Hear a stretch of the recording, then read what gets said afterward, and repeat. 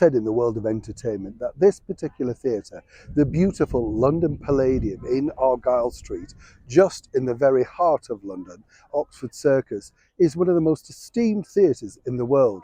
If you're a sort of an act of any kind, you want to play that theatre because literally everybody who's anybody has played it. Started out as a circus way back in the 1910s and then developing into the variety theatre that we know and love today. Of course, a lot of people forget some of the bigger stars that would have been huge stars in the 1920s and 30s because they only remember the televisual age. You see, the theatre really came into its own, really, in the 1950s as Sunday night at the London Palladium took hold of the viewing nation over here in the United Kingdom. You know, commercial television, suddenly you could watch a live theatre show with Hollywood stars for nothing. I mean, that was, you could imagine, incredible. Now, a lot of people don't realise that so many famous stars came and went, and some, sadly, because of the wiping of very expensive videotape in that particular era, have been lost forever. For instance, the brilliant Nat King Cole, no record of his appearances at the London Palladium alongside Bruce Forsyth when they did this wonderful duet together. And also, way back in January of 1969, Judy Garland actually made her very final appearance on the London Palladium stage. She was an unannounced act, replacing our very own Dame Shirley Bassey at the last minute. You see, Dame Shirley was booked to be the top of the bill.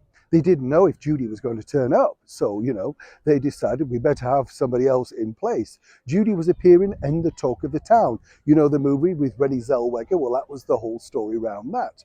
What's interesting is Judy did turn up on time. She looked absolutely fabulous and stormed the crowd. One person who didn't storm the crowd, though, in the mid-1950s was another very talented singer, actress, author, and, well, really a very talented person. Iconic Pearl Bailey. Now, Pearl had arrived in London and was going through one of her many marriages, as it were. You know, she seemed to like marriage a little bit like Elizabeth Taylor. And the boss of the London Palladium, Val Parnell at the time, alongside the people like Prince Littler, were very concerned about some of her unstable sort of routine, shall we say. She arrived and checked into the Savoy and apparently was too ill to perform. Then she was fine, then she wasn't. So bosses went to see her at the Savoy to placate any fears, any worries, right? Apparently all was great. You know, Pearl wasn't drinking anymore and suddenly she was going to be giving this wonderful performance, right? Now, on the night, as one can imagine, this is live television in the mid-1950s. Sadly for Pearl, she decided once again to refresh herself. By the time she'd arrived at the theatre, a little bit worse for wear, very nervous, she came forward as the curtain came up, sadly realising, as television bosses did even back then, that she was a little worse for wear and had been tipped off, fell into the orchestra pit who pushed her back up and she continued to try and perform.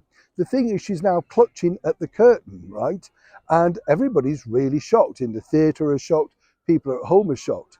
They decided to pull down the curtain on Pearl Bailey.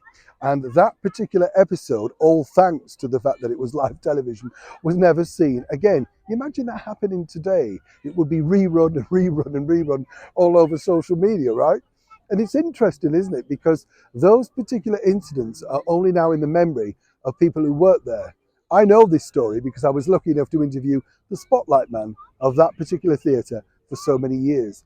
He said it went down as a lot of fun, but at the time, bosses, including the very steamed Val Parnell, was threatening never to book her ever again. Stories from inside the London Palladium. Always good fun, eh? Neil Sean in the very heart of London.